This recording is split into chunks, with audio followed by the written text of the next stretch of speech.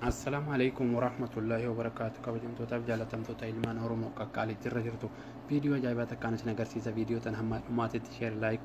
Barumsichi maal jechuun keessanii nafu barumsichi feesbuuka keessan akkamittiin afaan Oromootii qayyarra yookiin jijjiirra warra jettaniif afaan dura itti fayyadamtan irraa akka afaan Oromootiitti barreeffama hundumaan agartanii barreeffama waa hundinuu akka afaan Oromootiitti isinii dalagu isinittiin agarsiisa jechuudha. Gam xumura qophii kiyyaatittiin afaan turaa isiniin jedha obboleeyyan tiyya. Fakkeenyaaf jechuudhaan kiyyumarraa isin agarsiisa amma fakkeenyaaf an kiyya jijjiiradheetiin kiyyarraa waan fayyadamuuf kiyyumarraa isin agarsiisa jechuudha. Isin hamma xumura qophii kiyyaatittiin afaan turaa isiniin jedha obboleeyyan kiyya.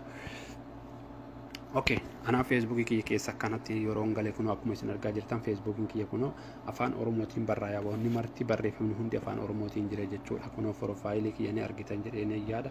Kunoo abdii kunoo profaayiliin kiyyallee kanuma akka geejjiba hin qabne amma fakkeenya profaayilii kiyya jalatti mee maaltu nu gaafata suuraa naan jedha dabalataan jedha maal yaaddaa naan jedha ani wanti ani yaadu Oromoon bilisoomuudha amma jala gadi yoo deemte fakkeenyaaf edit godhee keessa hagalu hunuma fakkeenyaaf amma bakka kanatti akkuma isin argaa jirtan odeeffannoo eenyummaa keetii naan jedha kun akkuma wanni kana dhoyse kana jechuudha ramziidha.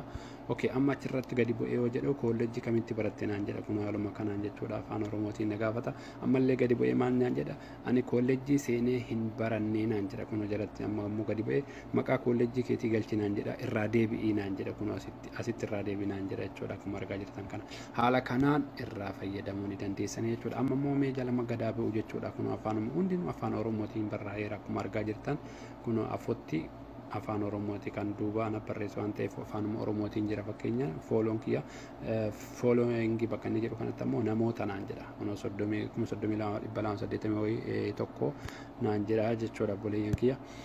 Ammallee irruma gadaa buunu kaame kunoo fakkeenyaaf bakka fireendi bakka jedhutti ana biratti maal jedha hirii fakkeenyaaf amma mee asitti amma fakkeenyaaf waa barreessitanii jechuudha hooma ta'e wayii kalaas mee sheer godhaa haa jedhu mee fakkeenyaaf sheer bakka jedhu kanatti amma fakkeenyaaf nama barreessitee warquu barbaadde bakka kanatti dhagee kun olaala afaan Oromooti guutuun isaa public bakka jedhu sanitti public bakka jedhutti anaan ammoo banaadha naan jedha namoota feesbuukii irraa yookiin ala feesbuukii nama feesbuukii irra yookiin ala jiru kamiyyuu naan jedha hiriyoota kee naan jedha hiriyoota kee feesbuukii irraatii naan jedha jalatti ammoo gadi bu'ee hiriyoota bakka duwwaa irraa kan hafe naan jedha jalatti ammoo hiriyoota muraas hin agarsiisin naan jedha dabalataan ilaali naan jedha jechuudha. Haala kanaan jechuudha kiroom keessa galtu jechuudha googli kiroom keessa galtu jechuudha. Eegasii kiroomii kana keessa haala kanaan dhufa jechuudha kunoo amma tuqaa gubbaarraa kunoo bakka sana jechuudha tuqaa sana tuxxanii eegasii gadi buutanii bakka duwwaa tana guuttan jechuudha tuqaa sadii san gubbaarraa guutan isiita haala kanaan eegasii yeroo itti guutan maal gootanii amma feesbuuk jettanii barreessitan bakka kanatti feesbuuk jettanii barreessitanii jechuudha feesbuuk haala amman isin agarsiisu kanattiin jechuudha haala kanaan feesbuuk jettaniituma alaat olii barreeffattanii jechuudha.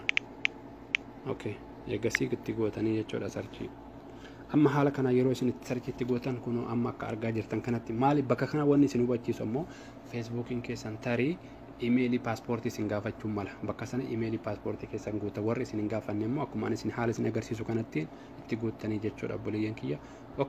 Kunoo bakka kanatti amma eegana kana isinii fide bakka kanattiin wanti gootan jechuudha fakkeenyaaf xiqqoodha isiniif haa guddisu barreeffamattiin kunoo amma akkasan isinii guddisee jechuudha maal jedhaa feesbuuk bakka isiniin jiru kan amma gootan kana jechuudha feesbuuk loog in or sign isiniin jedha jechuudha bakka kana jechuudha obboleeyyan tiyya bakka sanattiin kilik gootan amma haala kanaan eeggattu haala kanaan akka kanattiin isinii fidaa jechuudha yeroo inni haala kanaan isinii fide maal gootanii bakkattuu kanatti jechuudha argitan jedhee yaada bakka xiyya isin agarsiise sana jechuudha isii sana jechuudha itti gootan xiyya xiqqishuu sana jechuudha bakka marra mare sana jechuudha akkasittiin kilik gootan wanti xiqqeesse eeggattanii dhuftanii haala kanaan yoo isin dhufe settingi bakka jettu sanattiin eeggattanii akkas gootan xiqqaattee dhufte waan ta'eef ammas maalashi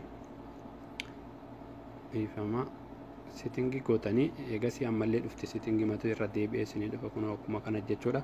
Eegasii ammallee settingi sanattiin tuxxanii jechuudha obboleeyyatiyya eegaa kanaan xumurtanii ammoo gad deemtan gara jala kana gadi buutanii bakka pilaasii mallattoo edaa'uu tana jechuudha kunoo xiqqishuu tana isii sanarratti gootanii jechuudha.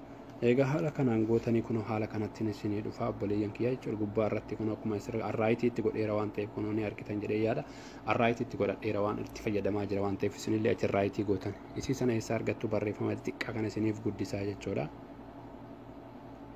haala kana yeroo isin guddisa akkasittiin bakka kun afaan oromoo jettu kan argaa jirtan jedheen yaada bakka kanatti okee godhatan amma itti guuttadhee jira waan ta'eef wanni guutuu hin jiru keessaa ba'a jechuudha. Haala kanaan bakka isin tuxxanii raayitii itti gootanii egaa raayitii itti gootanii kalaas amma jijjiirameera jechuudha. Kun walumaa galatti kalaas qayyarameera kun haala isin argitan kana jechuudha. Suuraalee waan adda addaa amma fakkeenyaaf profaayilicha jala jirti haala kanaan jechuudha. Amma profaayilii kiyyarra kun akkuma argaa jirtan kanatti mee yookaan isinitti mul'ataa jiru asittiin didiqqaata waan ta'eef kun haaluma kanaan jechuudha. Hundi isaanii kun afaan oromootiitti jijjiiramee jira jechuudha obboleeyyan kiyya. Kun hundi isaanii kun afaan oromootii barreeffamni afaan oromooti jechuudha. Kun haaluma kanaan haaluma kun argitanii kun asitti laayikii qoodii maarroo jedha. Haala kanaan jechuudha obboleeyyan kiyya waliif daddabarsaati irraa fayyadamaa itti fayyadamaa isiniin jedha obboleeyyan kiyya. Feesbuukii kenna